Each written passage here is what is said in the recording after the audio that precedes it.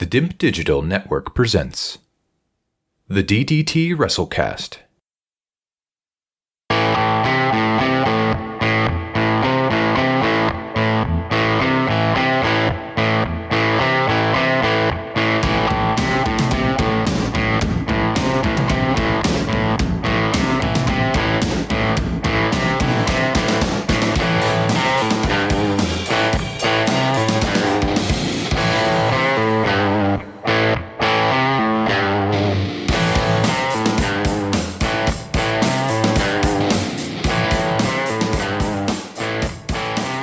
Hello, Ats here from the DIMP Digital Network, and welcome to the DDT WrestleCast. On this edition, we're going to take a look back at Starrcade 1983, or Starrcade 83 for short, turning back the clock about as far as you can go for a kind of a major televised pro wrestling event, almost 18 months before WrestleMania 1.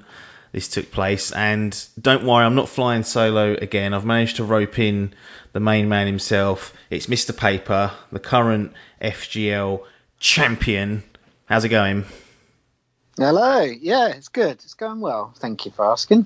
Excellent. So when I said to you, look, I've got an idea, go back and watch Starrcade 83, what immediately ran through your mind? Was like, bloody hell, that is miles back. 'Cause it's available on the network, like the WWE network, quite easily, but it's fucking old.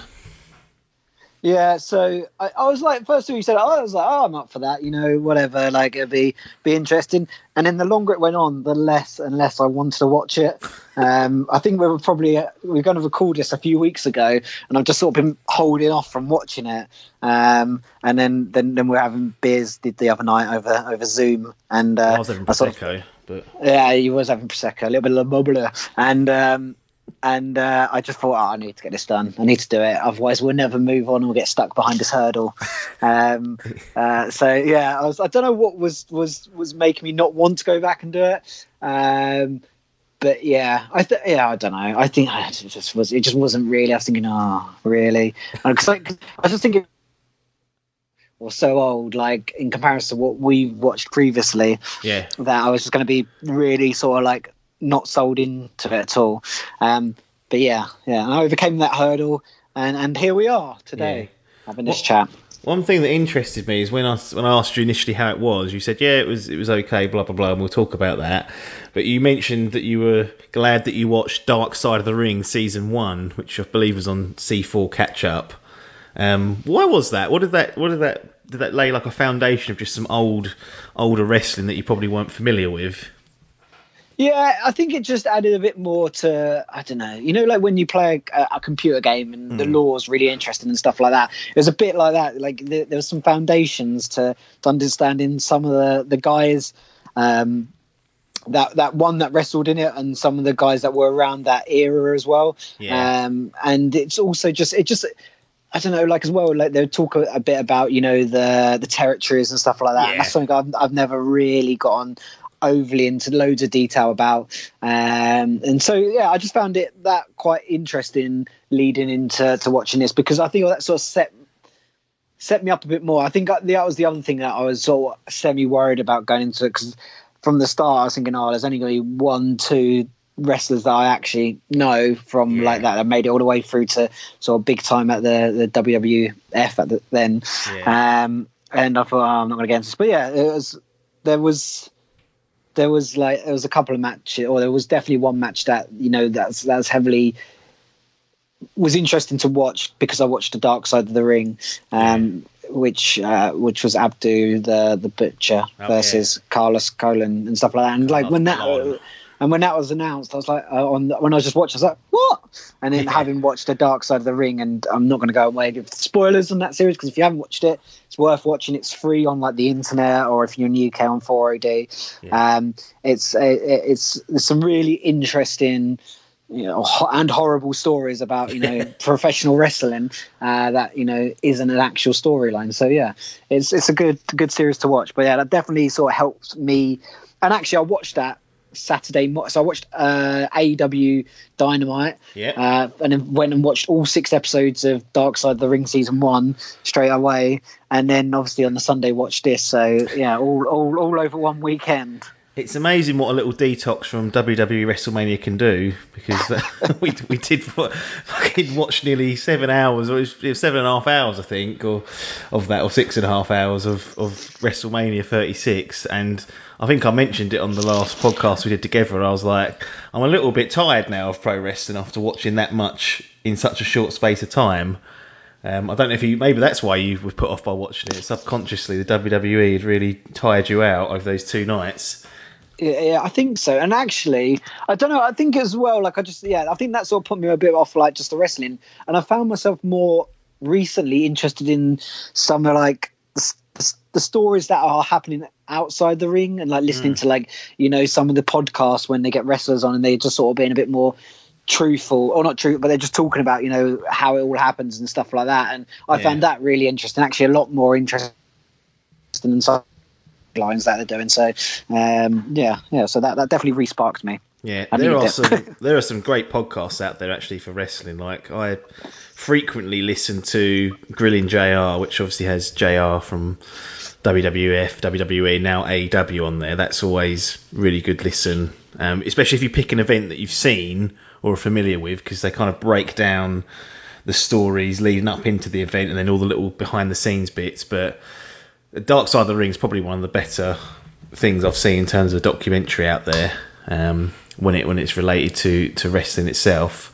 But we've turned back the clock all the way to November the 24th, 1983.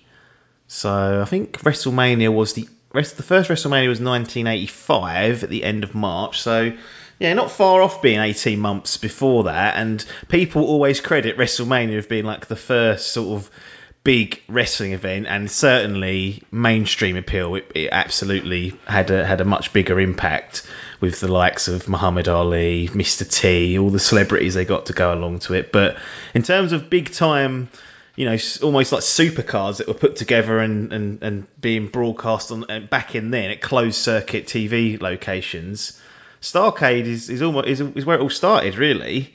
So it was good to go back and watch this event. It was an NWA produced event, which was, you know, promoted by Jim Crockett Promotions, which eventually became WCW later on down the line when Jimmy Crockett and co went out of business. So, but this is, you know, historic belt NWA, which by the time we started watching wrestling in the late 90s, the NWA was a bit of a joke, really. Like it was never internationally broadcast, so we never really saw it. And then the prestige of the whole thing had gone down the drain. But they've done a little bit of a comeback lately. Maybe we'll get onto that in the future with all this lockdown going on. But good event. You know, it's a headlined by a world title match between Ric Flair and Harley Race. And I'm sure you've probably never seen a Harley Race match before. I've only seen a handful, but you've probably heard his name mentioned throughout various bits of commentary and whatnot. It's quite interesting that they sold 15,447 tickets with a $500,000 gate at the Greensboro Coliseum. So that was pretty good. The attendance on the closed circuit television, they were at set locations, was affected by a winter storm, but that drew an additional 30,000 people. So it's all people cramming into these big areas to watch it on a closed circuit TV screen. You think of that in 2020? That's madness. God, coronavirus. Well, yeah, definitely now it's not going to happen. But it's not dissimilar to a fan zone, is it? That we'll see in football for like a Euros or a World Cup. People go and watch it in public places to watch a big screen and watch the sport. No, and actually, one of the things I noticed about watching Starrcade 83 was actually how into it people were, and like as into like there was a lot of like after the bell, you know, rumbles and stuff like that, and you could tell people in the audience were really believing it. And so I think it was we're going back to a different age here where wrestling for the majority of people who don't have the internet, they might see like one show and stuff like that. They see someone bleeding and stuff like that. This is real to them as far as they're concerned. And this is the good old days where, you know, kayfabe meant everything. And so like I'm not surprised that you got things like fan zones and stuff like that, because you know, people think it is real at this moment in time, apart from like the inner circle of the wrestling world and a few around it. Most people believe, you know, these people were really fighting, and that's the interesting part about it. So that doesn't surprise me in the slightest that they tried to get that many people turn up. No, I remember reading a story in Bret Hart's book, which is an excellent wrestling autobiography. This was many years ago, and he talks about how the fans obviously have changed, especially since he started until when he retired, and then nowadays. But he told a story about a wrestler that he used to work with. That they went down to Puerto Rico, and they used to do some crazy matches down there, like in terms of like hardcore and death matches. And we had Abdel the Butcher and Carlos Colon on this one, who was sort of representing that type of wrestling. And they used to actually have to be careful about how much heat they got from the fans, because the fans would riot. Like if the heels got too much heat and wound them up too much, it put the wrestlers in danger of actually physically being attacked. And he goes on to tell one story about how someone was actually stabbed, one of the wrestlers, when a riot broke out, and ended up dying. Yeah, so that, once again, it doesn't surprise me. And this is another reason for someone to watch, you know, Dark Side of the Ring. There's a story in that does involve Abdi the Butcher and Carlos Colon, and it talks all about that. And without going into too many spoilers, like there's a guy that ends up, you know, getting away with something horrendous, and because the fans believe it's real, and so it's a really it was a really interesting part of the promotion. And that people, I don't know if wrestling today could never go back to that sort of hostility and stuff like that, but it's crazy how truthful and how much, you know, these characters really meant to the people. Yeah. And I mentioned this was a closed circuit broadcast there, and this is the event that kind of sprungboard that particular method of broadcasting for professional wrestling events. And Starrcade went on to be a flagship event for Jim Crockett Promotions, and then WCW, held annually until the year 2000, because year 2001 Vinnie Mac buys out the WCW and it goes under. Nowadays the Starrcade has a really minor presence and footprint, because WWE use it for like free cards. They call like once a year they do like a Saturday card called Starrcade, and it's not Starrcade, it's not like a big celebration, it's just a random event nowadays, which is quite sad to see. Something that started something all the way back in the day, and then WWE got the rights to it now, and it just sort of means nothing to the modern fan. Yeah, it's you know, and it'd be really nice, and the WWE do it to an extent with the Hall of Fame, and they'll call back a lot of these people, but like the WWE, apart from on the network, could definitely do a lot more of their shows, you know, callbacks to the day, and you know, they would probably be able to get more people buying into the WWE network, because people might want to go back and watch some of these old classics if they did a bit more of like these callbacks and stuff like that, and sort of showed went back and showed this legacy thing. It's one of the reasons I sort of liked the Cena match, though I didn't really like it, but the bit of the Cena match at WrestleMania was because, you know, there was a lot of callbacks, and I was like, oh, this is really, and actually that appealed to me as an older audience, and so there's something there for that the WWE could do if they wanted to just pull it away purely from children. Yeah, it's not to go. I mean, we'll chat about Starrcade absolutely, but I don't know how much discussion we'll have once we get into it. That will go completely match by match, detail by detail, but we'll certainly cover all the main points. But just on the WWE point, they constantly kind of always, and this is even going back to watching the Attitude Era, they always, unless it's happened in the WWE, it kind of hasn't happened. Like, they're very insular with what they mention on the TV, what they mention in commentary. And just like watching AEW, you'll hear the commentators talk about, let's say, Lance Archer, for example, who's plied his trade in New Japan Pro Wrestling, they'll mention New Japan Pro Wrestling and that he had a career in Japan, he was good at it. So it kind of just sets the scene that there's actually other promotions out there with wrestlers, whereas in the WWE, they come in and they're literally erased, or their history doesn't exist, they never refer to it.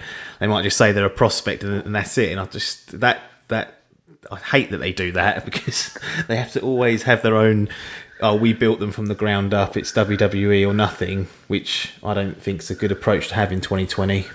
No, it's sort of, it feels like, it feels like you don't get the backstory with some of these characters that have come in, and so the WWE cannot harness all those amazing AJ Styles matches that he's had in New Japan, or he had in TNA and all that stuff. Like, because they basically just wiped out, and so AJ Styles is just this, this guy's turned up older, a lot older, and he doesn't bring that heat across with him. No. And so it's a shame, because if you can bring the character, like, fair enough if you change your persona and change your character and stuff like that, but if you bring your character along, that there's some amazing long-term stories that you could bring with it. And like, there was one, and I don't know if you got around to watching the Kenny Omega documentary that I sent you, like, there is some backstories that he's got there that is going to be brought into AEW at some point. And it just, but that's been over like several promotions and stuff like that, and he couldn't do that in the WWE. No, would not be allowed. I'd be surprised if you could even use the name Kenny Omega. They'd probably want to change it. They're quite keen on doing that unless it's their real name. Anyway, Starrcade 83. As I said, I don't think we're going to go through blow by blow every match, every move. We're going to probably cover every match and just give out the results and whatnot. But it's more about the interesting thing about this event is probably not the individual matches. It's just how different the entire event is. Like, one thing, you mentioned the fans are super hot. They're super into it. You can see them really getting angry with the heels. But if you look at how it's produced on TV, the crowd's pretty much darkened out. Like, you can't actually see how big the arena is hardly. And you look at today's product, whether it's AEW, WWE, they want you to see how many people are in that and make it feel like a big, event. And WWE, I think, over the years, are kind of the ones that brought that in. But that's the first immediate thing I noticed in terms of just the production, that the crowd were darkened and the focus was solely on what was going in the ring. And sure, you could hear them because they were going mad at certain points. But was there anything in terms of the overall feel of the event or look that you picked out and thought, that is a lot different, even in comparison to SummerSlam 92, which we watched, about a month ago? Yeah, it felt more like I was dialing in to event that the cameras weren't really, they were sort of an afterthought, is what it's sort of like. And it felt more like they probably put on stuff like shows like this before, and like you could see the people walking around near the ring with the popcorn and stuff like that, and you could see, you said most of the crowd was darked out except for maybe like the first row or two. And it felt more like if you was going to watch they put a theatre show on the TV, the cameras are not really meant to be there. It's not really designed for the cameras itself. So it felt more like that, and it was one of the first, as you said. And so I sort of get that, and they're going to be learning as they went along. There was a lot of like audio issues throughout the event, but once again, you learn. I guess they're learning, and there was just times where I guess like you could hardly hear because the crowd was so loud and stuff like that. And like, just and I'll get into some of the matches later on that were, I just thought, well, that was a bit odd. But I do think, like, I don't know, if you're looking at some of the matches as well, I think matches 1, 2, and 4, you probably could pretty much talk about them as one, because they're all very, very, very similar to me. The one thing I did really, really like, and maybe they've done it recently and stuff like that, I really, really like the camera angle of the top-down view, and I don't know why they're not doing that anymore, because like I thought that was framed, like actually, like in terms of the way it's framed, was framed brilliantly, and it just gave a different view on wrestling. I really enjoyed that. I feel like that's definitely something people could bring back to the shows now. But it is what it is. It felt old. Yeah, it certainly did. Actually, that top-down view, the last time I saw that in modern wrestling was the Wardlow versus Cody cage match, they only used it once though, when he done the moonsault off the cage as a replay. But they had a top-down view. But they never used it during the actual sort of live part of the match. Whereas in the Flair Harley Race match, it was there several times. It would cut to it whilst the action was going on. So they have used it, but it's not being used as it was here, as like an in-action or a live camera shot. But I agree with you that it'd be nice to see that back, especially for like a cage match where, you know, the idea is that they're locked in against each other, and you can't always see clearly into the cage through the walls because there's a steel cage there.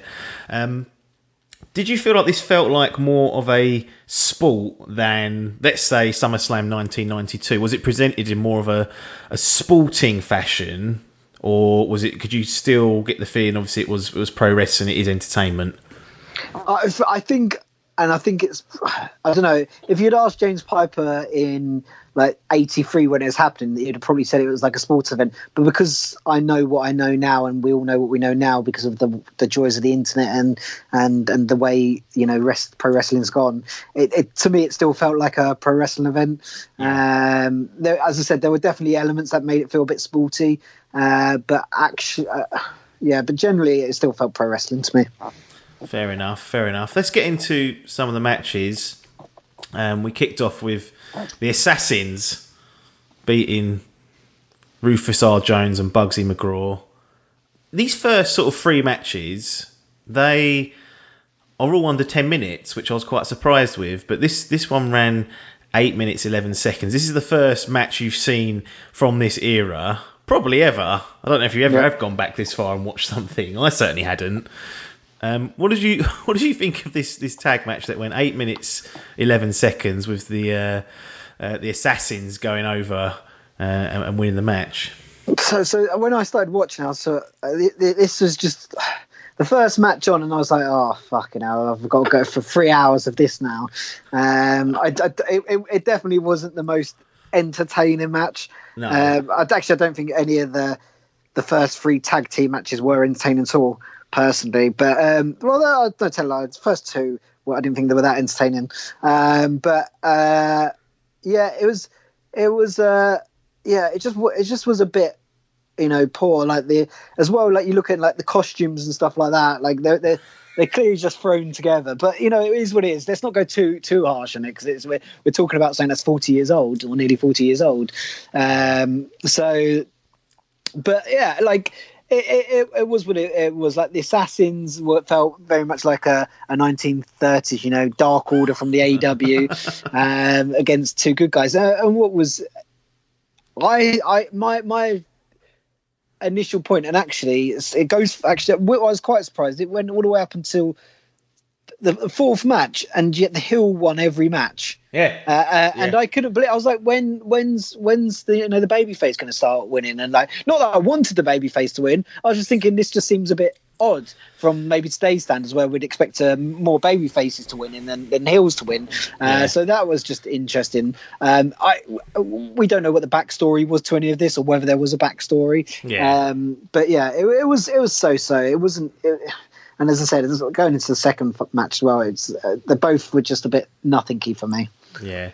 I think the one thing that surprised me was how many matches, either during the match or after the match, ended up with someone getting colour or blood. Like, there's a lot of blood on this whole card, wasn't there? Like, in terms of, like, I think most of the matches, someone at some point bled either during it or was beaten up afterwards from it, and I was like, for some reason in my head I had it they would save that for the main event, or for like maybe the dog collar match, because that's like a brutal kind of street fight. But you know, there's standard like tag matches where people are getting busted open, and nowadays you don't really see blood as much as you do. Maybe in the Attitude Era we'd see that much, but even then it'd probably be like 1 or 2 matches maximum. Yeah, it's pretty much. I'm just trying to think from my head now, like I'm just looking through it. I think most matches had blood in it. Maybe all but the Charlie Brown fight had blood in it. It was quite a lot. That was claret everywhere. That ring by the end of the event was scattered in claret. Yeah.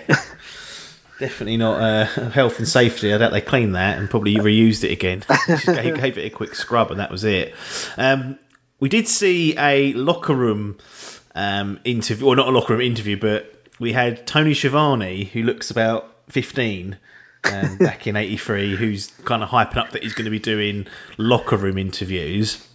Now, I guess your only real experience with Tony Schiavone might have been a tiny smidge of WCW back in the day, but then you was watching mainly WWF back then, and then what you've seen of him on AEW. Did you immediately recognise it was Tony? Well, I didn't, but they say his name straight away, and I'm like, what? Tony Schiavone is there? And to be fair, it was quite nice. And this is what I think is quite good about the promotions outside the WWE and stuff like that, where they'll call back and talk about these things, and it suddenly just adds a lot. Tony Schiavone feels a bit like a bit of a joke in AEW, but then if you realise his history and stuff like that, you think, crikey, this guy has been around the block, knows everything. He's been around the greatest wrestlers of all time, and now he's doing this, and it's just it was nice to see. It was he looked about 15. It's they've just pulled him in off the street, haven't they, to do this? But I guess everyone starts somewhere. Yeah, no, but he's done a good job throughout. I thought he's done a few smaller events, and no doubt he had, but. He even sounds the same still now. He hasn't lost his voice, really. It might have deepened slightly, but you can tell that he's always had that ability to be really comfortable either interviewing or, as we've seen in recent weeks, do play-by-play. So it's been good seeing him back, I guess, in 2020, and then going back to, like you said, nearly 40 years ago, watching him almost plying his trade at this point, sort of learning it and getting better. And you would imagine if you're a wrestler from today's era, you want to be around people like that. You want to talk to them. You want to ask them about stories. And I bet they've got like JR's and all these people have got so many stories around what's happened in the locker room and outside in hotels and stuff like that. And just even that, just their knowledge of all these people and stuff like that. It's fantastic. Yeah, it's interesting because I've been watching the post-Dynamite shows on AEW, and it's normally JR, Taz, and Excalibur, and they sort of run through the event and talk about it, and they kind of do it half and half. They do it in like their analysis. This is a real fight that we've been watching, but they also quite a lot break kayfabe on, and this is all on the AEW YouTube channel, and. It's funny you should say that about the stories and whatnot, because Taz, I think it was on the last one, Taz was talking about, he was like, look, I'm just going to be frank, when I used to work at WWE, I was an announcer, and I wasn't allowed, after I'd finished wrestling and I'd gone into the announcing role, I wasn't allowed to speak to the talent, and they weren't allowed to approach me and ask for advice or about anything to do with their matches or anything like that.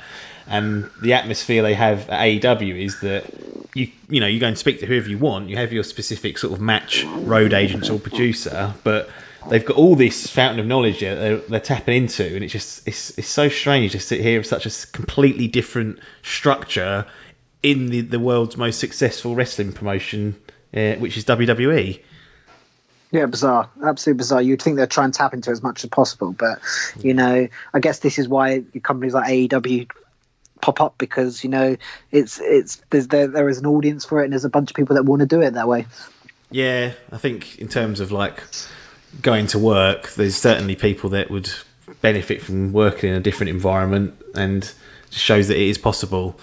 Anyway, back to Starrcade 83. Kevin Sullivan and Mark Lewin defeated Scott McGee and Johnny Weaver. 6 minutes 43. I think you even mentioned that this can almost be rolled into the Assassins when another heel team going over, and I bet you think at this point, what on earth am I doing here? And I bet also you thought, that's two matches that are combined under 15 minutes. How is this going to stretch for 3 hours? In my head, I was thinking, the more it went on, I think, and I think we'll get on to later, but there was still an hour nearly left of the broadcast before the final match happened, and I was thinking, what's going on here? But yeah, we can talk about that a bit more at the end, I guess.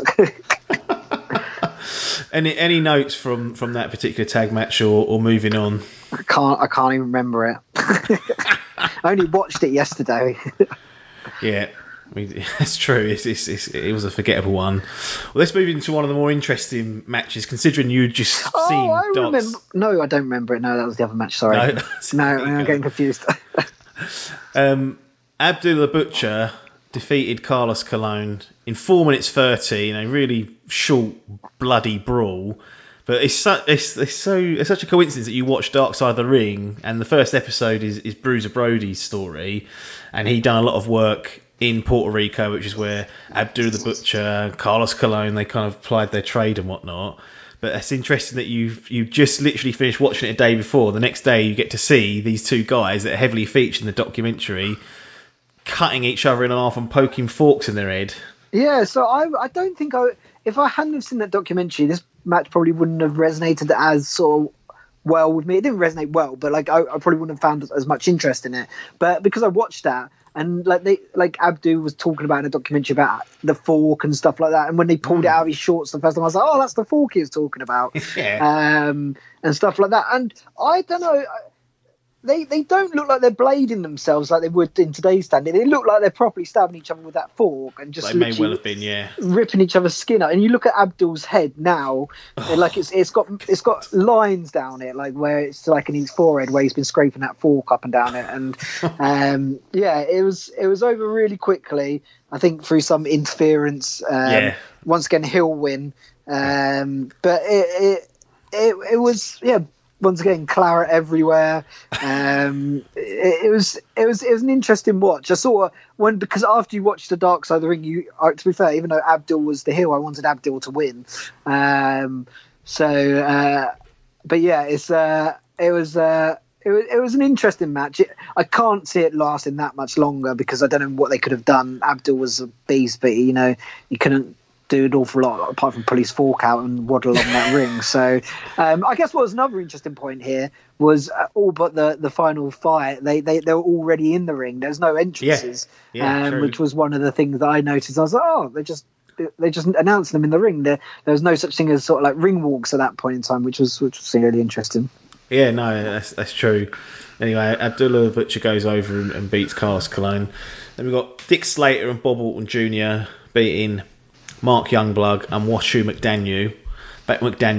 Most modern fans will not only really know or heard of Bob Orton Jr. because it's Randy Orton's dad.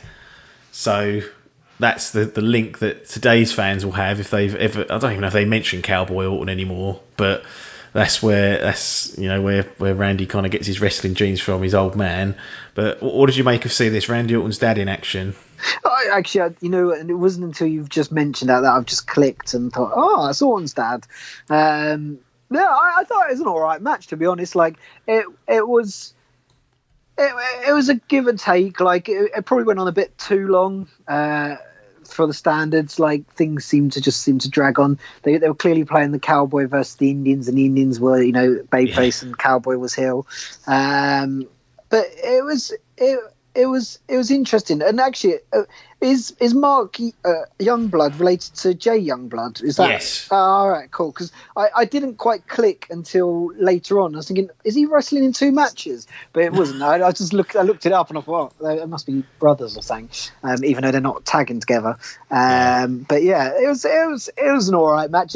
It's things had slowly started to pick up here. Though I think at this point I was starting to think, crikey, we're only about. I think not even an hour in at this point, and we're like 4 matches in, or just about an hour. And I'm thinking, crikey, how much of this is going to be carry on? But it was all right. It was definitely better than the first 2 tag team matches. And Abdul the Butcher, and against Carlos Colon was a completely different type of match. So it was starting to pick up at this point. I've got nothing wrong with this one. No, well, it ran 14 minutes 48 seconds, so it was a much longer match. And often I criticise longer matches if they're not good enough, but in this case, this was definitely where the better wrestling had started, in my view, and they had enough time to tell a half-decent story and get through the match, which was good. I'm not sure how you're going to feel about seeing Charlie Brown taking on the Great Kabuki, but I didn't really like much of Charlie Brown, but I've got a feeling you may well have enjoyed his antics, and he went for a title versus mask match for the NWA Television Championship. I was sold. I loved it. I thought, yes, we need more Charlie Brown. I quite like a gimmick. If they play it right, and he was like this hillbilly behind a mask, that was just like, I don't know, like Popeye. Suddenly you get his spinach, and right, well, not it was spinach, but you suddenly get his like, the whole sort of like wobbles when he's getting like stronger and stuff like that. Yeah, he won the belt. Like, he took the belt, which was interesting. And actually, all belts changed on this card. But I enjoyed it. This was the first match that the babyface won. And it's probably, actually looking at it on them all, it's probably the one that you would expect from today's standard, the heel to win. Yeah. Like, if you were to look at the two, you would think, this is definitely going to be a heel win, this one. Charlie Brown's a bit of a joke, and they're not going to give him, basically, effectively the television title. Well, it is the television title. Yes. And which would hold some sort of standards back then. Oh, yeah. So, yeah, I quite enjoyed it, to be honest. It was a bit of a gimmick, both of them, to be fair, had gimmicks. The other guy with, his green Triple H spray that just sort of dribbled down his mouth from the guy from Thailand and stuff like that. Yeah. I enjoyed this match. Yeah, the television title is a strange one, because it is really, in the late 80s and also from a lot of the 90s, it was quite a prestigious belt to hold, but it slowly sort of phased out and bastardized. I really wanted AEW's second belt to be a television title and be called that, and they kind of, the TNT title I guess kind of represents that, because it's like a network title, but I wanted a television title if they were going to do one, but it wasn't to be. They should have called it the TNT Television Championship or something like that. And then they could, at least, if they moved channels, rebranded in like the Coca-Cola Cup and all stuff like that. Which just rebrand it if you're going for a different television. But yeah, should email Tony Khan and say, what happens when in 3 years TNT don't want you anymore? You can rename the belt, and he'll be like, well, go over to Spike or something like that. Yeah, exactly. Yeah, that's actually a really good idea. I might nick that for my Total Extreme Warfare playthrough and have a network branded television title. Yeah, I'm definitely going to steal that. Do they actually have networks on that? Do you actually sign with networks? Yeah, so the mods that people make, and God bless the people that make those. The amount of time they spend, they put all the networks that you'd get, mostly accurately kind of like priced and their broadcast reach. So TNT are with AEW, and USA Network are with WWE, and Fox with WWE. So it's certainly possible. So good fun that is. New version out. It's been delayed actually, so mid-May, but looking forward to that. Total Extreme Warfare. No, Total Extreme Wrestling. It's called Extreme Warfare. Did you ever play Extreme Warfare? Did I ever get you into that when we was in secondary school? It rings. What was it? What was Extreme Warfare? So it was like a little DOS game. And it was a text-based game where you book like wrestling matches. No, I don't think so. No, never played it. Quite a few people did. Anyway, Roddy Piper then takes on Greg the Hammer Valentine in a dog collar match. I initially thought this was for the US title.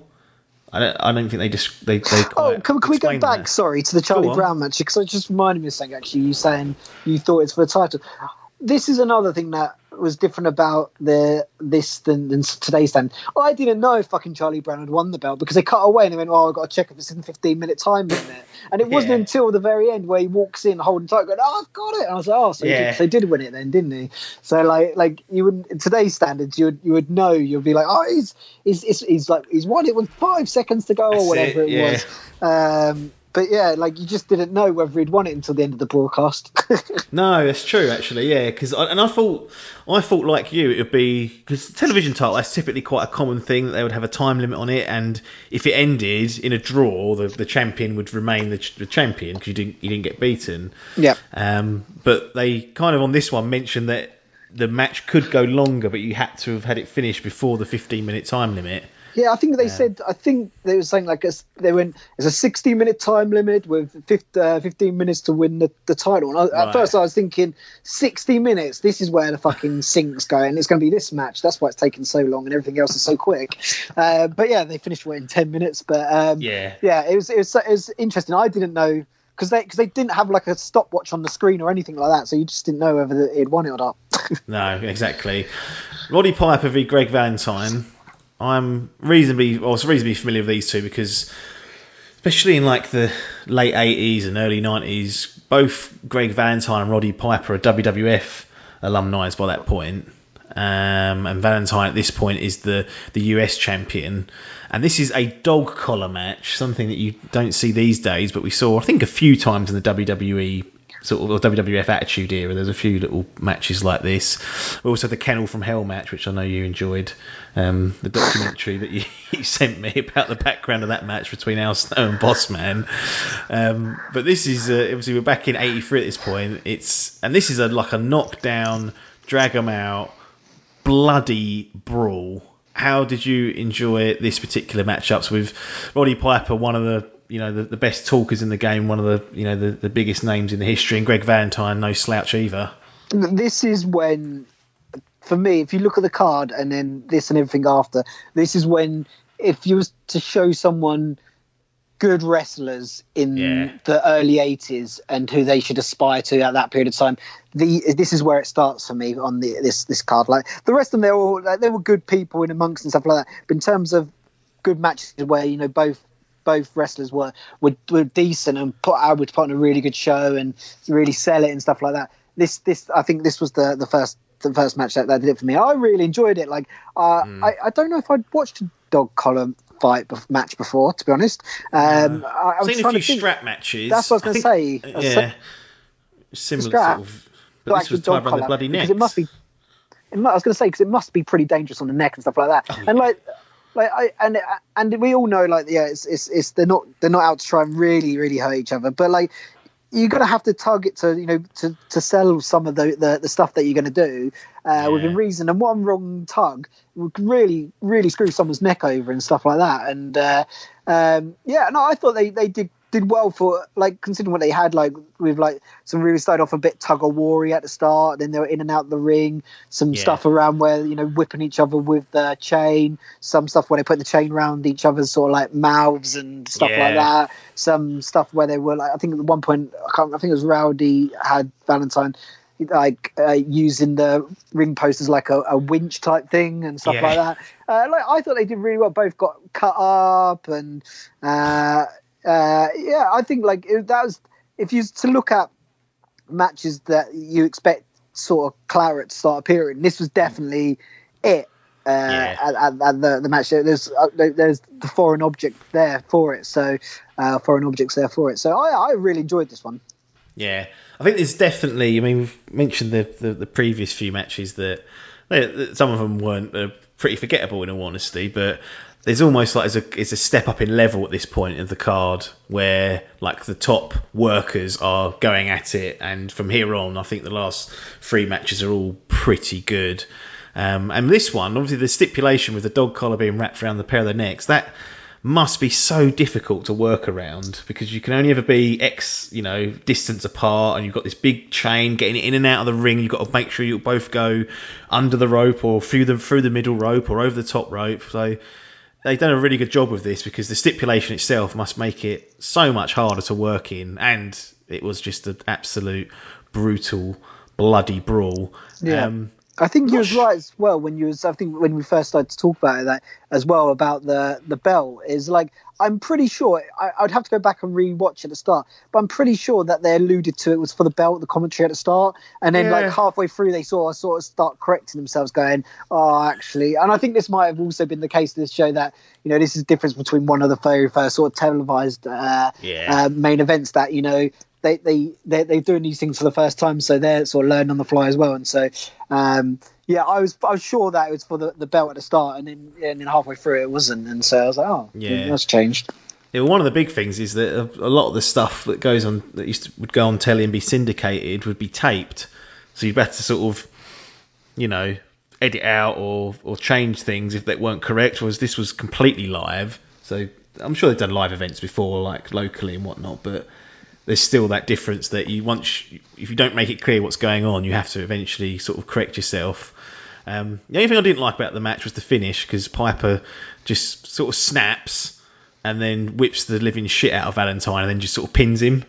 But we're at that day and age. It's hard to watch this and then watch a hardcore match from the last 20 years and see the finishes that have to take place in a hardcore match, because it feels like a relatively low Impact sort of finish, just whipping him with the chain. But I guess back then it would have meant quite a lot. Yeah, I think that was actually sort of that's a common theme amongst all these matches, was that in today's standards against the standards then, all the finishes seem very low grade, and you think, wow, no one would finish on that today. And so, like, yeah, I sort of took that as what it was at the moment. But yeah, you're right. It's a bit like Cry. Well, that isn't quite Mankind esque, is it? But for what it was, you got to take it what it was. And 4 years ago, that was smacking someone around the head with a chain.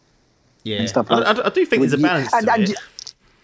Yeah, exactly. But you'd imagine, I guess to a certain extent, actually, that is probably more realistic than someone being able to get off the back of someone being smacked around the head with a chain, because someone would be kicking out about that 20 times in today's standards.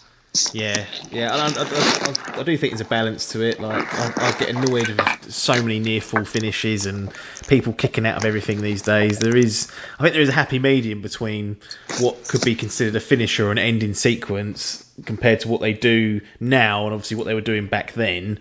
It's a bit too far. It feels today anyway a bit too far sort of light. But back then that was a perfectly good finish because they weren't used to it. It was everyone was kind of trained and knew that could be a permanent finish. Interesting little fact about this match: Roddy Piper suffered permanent hearing loss from this match. So one of his eardrums got. I think they mentioned it on the commentary, but one of his eardrums did get absolutely burst and blown out of proportion properly, so he lost hearing in one of his ears. Yeah, so that was interesting because I wasn't too sure whether that was a sell or whether that really happened, because like it was a real strange place to have a cut. But then I was sure that before the fight that they said he'd had some problems with his ear. Yeah. So I was like, oh well, maybe it was just a sell because he had some problems. But it did look strange that it was like just coming out of one ear, and then they seemed to obviously they went along with it for the show and stuff like that, and said, oh, you got me in one ear, but you won't get me in the other. That's it, stuff like that. But I'm surprised. Yeah, I was sort of convinced that afterwards that was a sell, but to know that was real, that was interesting. Yeah, it might be a good place to sort of pick out. There's quite a few promos on this. You got to see Dusty Rhodes do about 4. He weren't wrestling, but he did about 4 of them, and get to see Flair do a few, but he's playing babyface, so it's probably not the Flair that people best know. And Hot Rod, once he gets fired up and gets involved, he's diamond on the mic. What did you think of some of the promos that were done backstage, even if we haven't quite got to it yet, but just in general, like the mic work, I think for most people was pretty strong. Yeah, I think that actually, I was just trying to think, like they different personas definitely had their different characters, and you're right, it wasn't the Flair that I was used to. Is quite relaxed, and it sort of made sense by the people we was hanging with in terms of like Steamboat and Youngblood and stuff like that, and who are both quite chilled, relaxed people and stuff like that. But like when you went over to the I guess because it was the whole 2 locker rooms, jumping. Oh yeah, it's Hills v Faces divided. Yeah. But anyone like the Hills locker room was really good and really good on the mic. The Dusty stuff, that's when I think it was on so much because they kept having audio issues every time they seemed to want to do it from the crowd, and then it just cut out or you just couldn't quite hear him. But yeah, I generally I think I can't, in terms of kayfabe, no one looked like they were breaking, and it didn't look like it was meant and stuff like that. And that must have been interesting back then when TV wasn't such a big thing, and they would have been coming. All these guys probably would have got into wrestling thinking more around sort of like the house show type things and stuff like that. And so to be able to be then good on the mic and stuff like that is quite good. Whereas to today's standards, they all know that they're going to eventually or want to try and be on TV, so they practicing mic skills is key. But back then, it was just stuff that would have come naturally to them, and so yeah, it was really good. I enjoyed that. Yeah, interesting. You should say you've mentioned it a few times about how it was made for the live audience first, and then it felt like in some times that the television broadcast was sort of an afterthought based on some of the mistakes that happened, and even like the work that goes on in the ring. They're probably not used to cameras being so close all the time. Like if you're working in front of a live audience, and then you're suddenly working in front of cameras that can capture your every move, you kind of tighten things up a little bit, and this is still new back then, that they would have this sort of spotlight put on by cameras. And I was listening to Tony Schiavone's podcast a few weeks ago, and they were going through Starrcade 83, and he mentions, and I can't remember for the life of me which match it is. I think it might be, was there any colour in the Weaver and McGee and Sullivan Mark Lewin match? I can't remember now. Yeah, there was, because it was at the very end where the guy jumped in the ring and he was attacking. Oh no, that wasn't the McGee. Sorry, that was the Youngblood match, wasn't it? Yeah. I can't remember.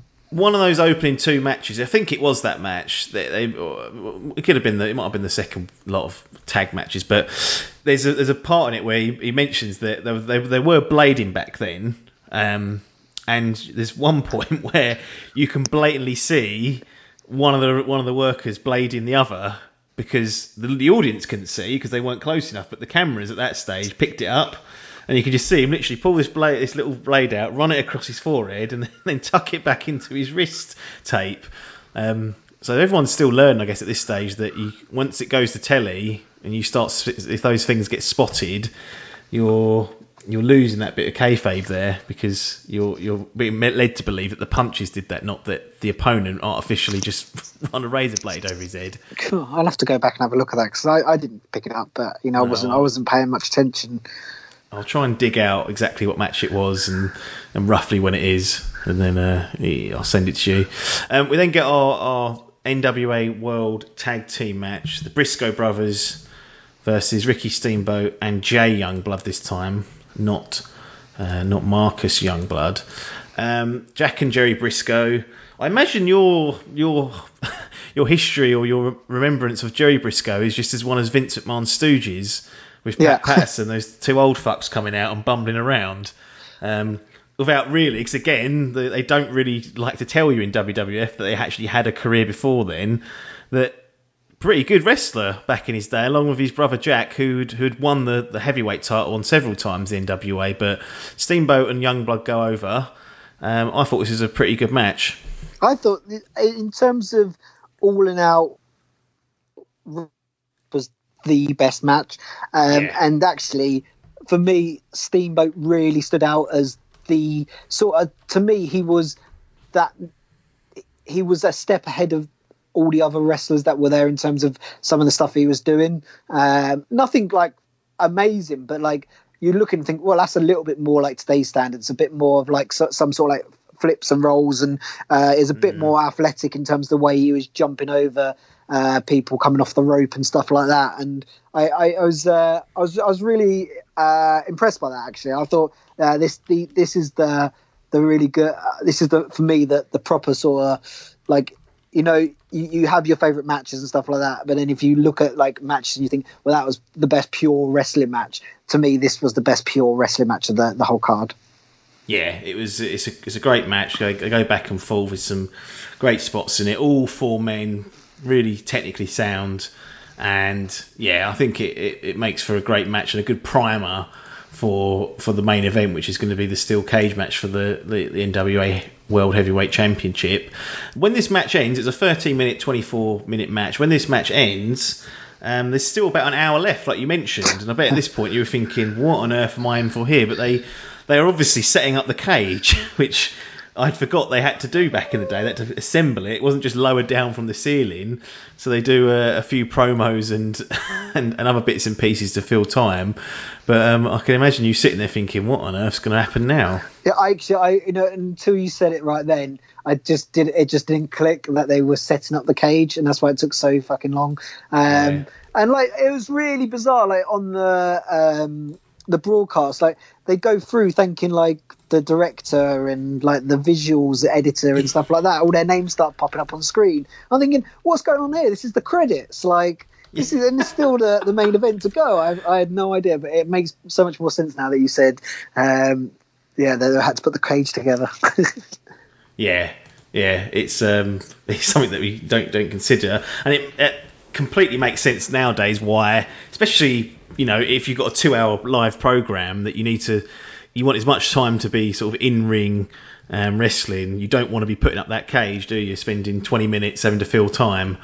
So for nowadays, I suppose it's almost impractical to have something set up from the ground up. But I don't know about you. I do prefer the look of the old cage.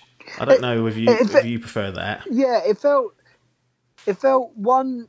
There wasn't the gap between the old cage and like the ring, so there wasn't like a little bit of floorway, which I quite enjoyed. And it actually, I think this was the case on the ones that have come down as well. When they hit it, it sort of wobbles a bit, or it doesn't feel like it's fully like attached. Whereas this one, they've clearly come in and they bolted it in place, and so it just feels like you're being thrown into a steel cage, and if you're gonna fall down between the ropes, which does happen in the Flair Harley Race fight, they're not falling down the side bit a little bit, or the cage isn't wobbling because it's just sturdy, and it comes across as like a more heavy duty cage, even if it isn't.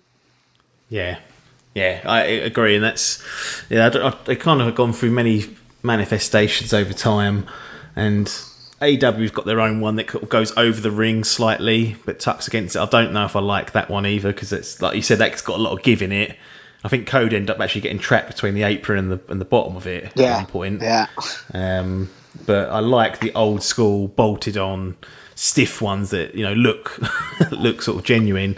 That blade, and it was the Kevin Sullivan tag match. So if you go back to that, you can see him coming out of his corner and fiddling with the blade, and then I can't remember who he's slicing up though, but you'll watch that match, and if you look out for it, you'll be able to see it. So the Kevin Sullivan and McGee tag match when they Mark Lewins against McGee and Johnny Weaver, you'll be able to see the blatant blade job there, which is worth going back and seeing. But after some filling of time and end credits where we think they're going to just shut the event off before showing us the match, we get the NWA World Heavyweight Championship match. We've got Gene Knitsky as the special guest referee, so again a little nod to the previous generation, getting in a veteran wrestler.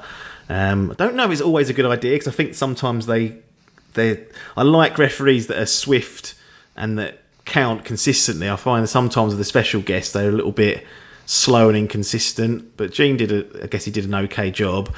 And as you notice, this is the first time where we get ring entrances, and what a difference this is compared to if we look at WrestleMania 36, like how much prestige and how much weight is put behind the main sort of male top world championship. And if you compare the two, like the NWA world title compared to, say, the Universal title, it's night and day, isn't it? Yeah, exactly. It feels like there's so much more prestige to that belt in the NWA in comparison to that Universal belt in the WWE. It felt like it was purely built up, and I guess I think we've had conversations about it before, like in terms of things like spots in match. You don't want every match to have all exactly the same spots, because it takes away from the really good stuff. And actually, to a certain extent here, giving Ric Flair and Harley Race a walk-in, though be it that Harley Race was just a walk-in, that it actually it felt like, hey, look, this is the. So to me, it felt like this is the main event. This is your Lewis versus Tyson entrance coming on now, and this is what we've all been waiting for. The build up and stuff like that's all happened, and we've all sort of like had our beers, and now this is the main event. So yeah, it definitely. I feel like there are a lot. The wrestling is professional wrestling is definitely a billion times better is now, but there are some things that they could learn from going back in time, and one of them is it did feel like this meant something a lot more in comparison. It felt like this is what we've been waiting for. Yeah, I think my idea for the WWE would be that you have the Universal title belt that goes, say, on SmackDown. You have the NXT title, which stays on NXT, and then you have another title called whatever that goes on Raw, but then you have one WWE champion who floats between the three brands, and there's like a Roman sort of proper established the one champion, and in that way at least you've got one person who everyone's got a target on, and then each of the brands have their own, you know, quite higher prestige titles, but not as big as that. And the idea is that if you want to be the man, you want to have that big WWE title that anyone from any brand can end up challenging for. But I don't think Vince is going to get back to my calls. I've been trying to get hold of him the last few days, but he's too busy releasing people to be getting back to me. But we get the steel cage match, goes 23 minutes 49 seconds, no escapes. So again, it's another change from a lot of the WWF Attitude Era changes that I'd noticed, that cage matches could end via escaping, which I always thought was a stupid idea because you kind of win by running away. But you have to win by pinfall or submission. What did you think of this world title match between Ric Flair and Harley Race? Some will say two of the best to have ever done it in the ring.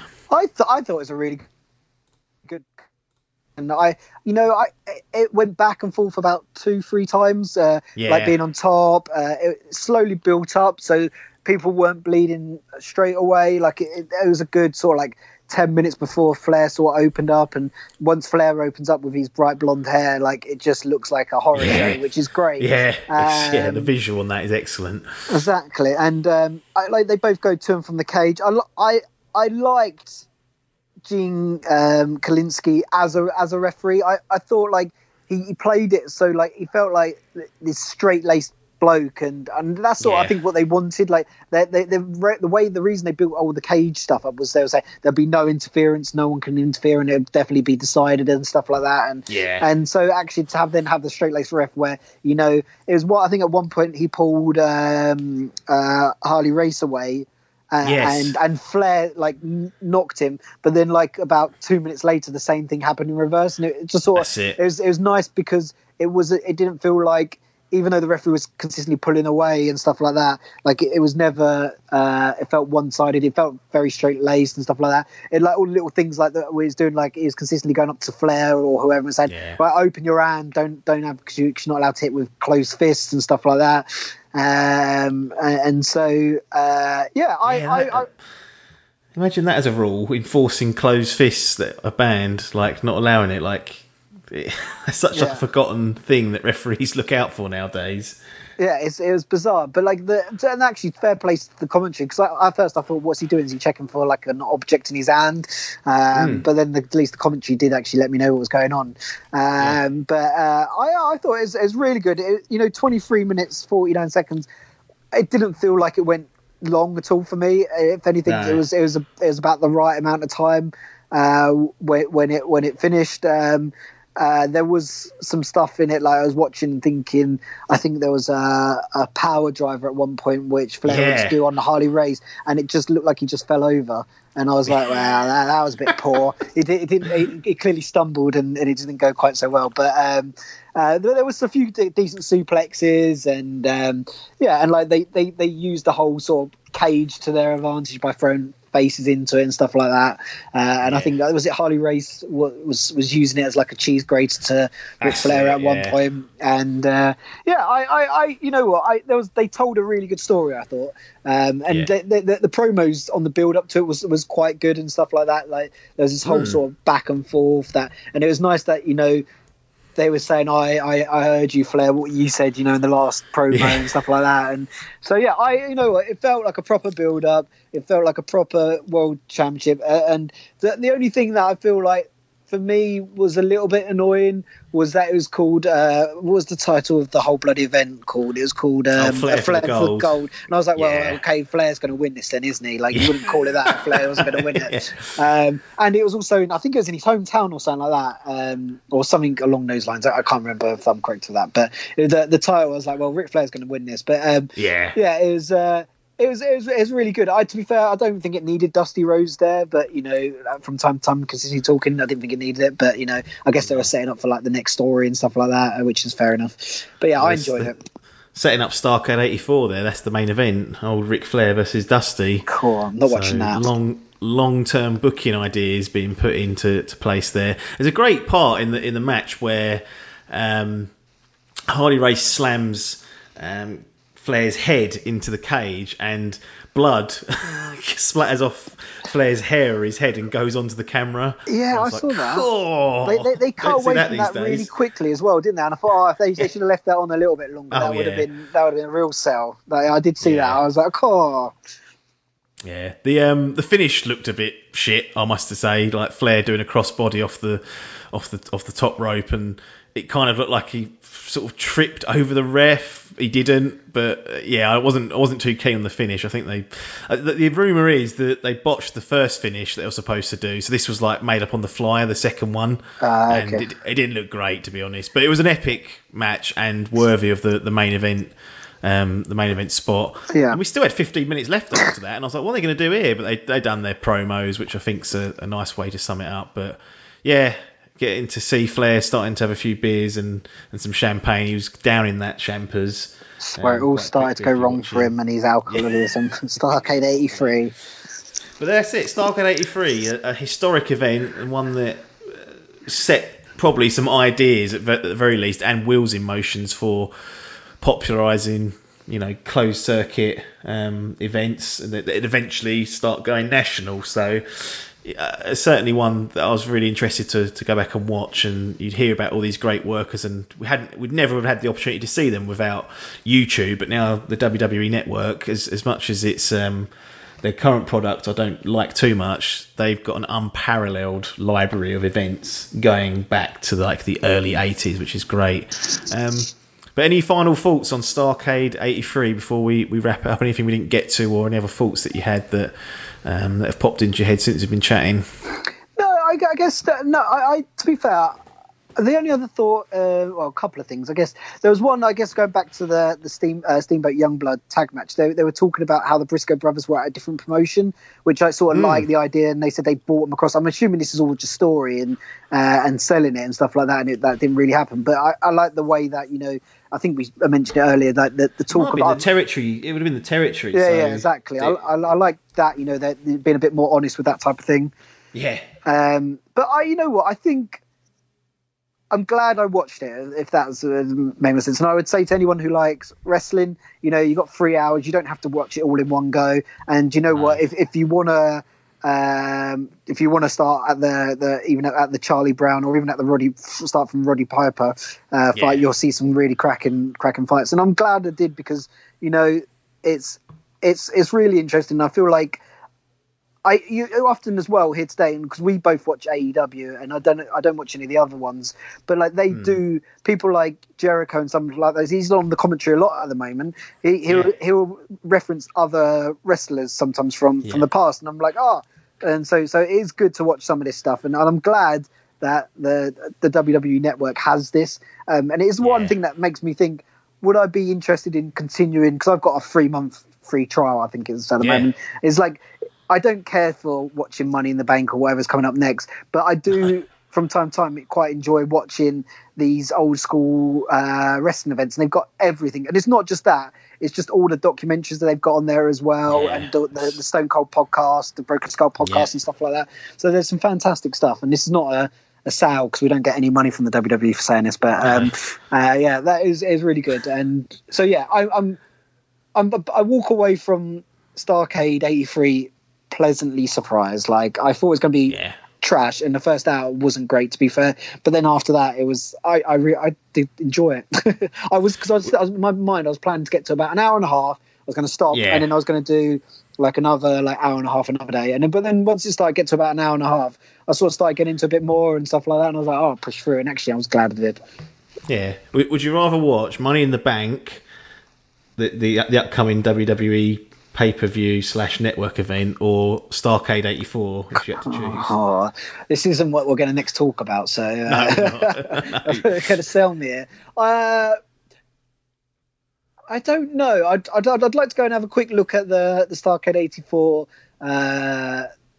matches, because I don't know what was the lineup there, but I definitely Flair and Dusty. Yeah, that's what I was going to say. I'd be interested to watch that, and I don't know, as I said, I don't know what other fights there, because like if you used to ask me like the first half of the Starrcade 84, where I didn't really know any of them, I'm not too too bothered for that, and I would probably rather watch Money in the Bank because it's probably a little bit more visually interesting. But you know, yeah, I don't know. You heard what they're doing with Money in the Bank? Are they putting on top of a building or something? Not nearly. Yeah, they are. You have to get from the bottom of the WWE headquarters to the top floor and grab the briefcase. Cool. So, see, yeah, I don't know what that's going to be. We'll watch it. We'll review it. So don't go anywhere. You've got that coming up, children. I may as well. I've got this 3-month free trial, and I'll get these pay-per-views in now before I disappear. Yeah, that's not a bad idea. I think so. My idea was that we'd try and do like an event from each decade if we're looking at like classic stuff. So we've done the 80s, done the early 80s. We have done SummerSlam 92, but we did commit to doing a poll answered and poll winning question on Twitter, asked which event we should do. The winner was the Royal Rumble 1992, so we're still in that year. So there'll be some familiar faces that you would have seen at SummerSlam there. So I guess when we get together next, the pair of us, maybe we'll look at at Royal Rumble 92. Or Money in the Bank. Or Money in the Bank, yeah. No, I'm joking. But yeah, I think that's the next one on my list of, you know, quarantine things to watch.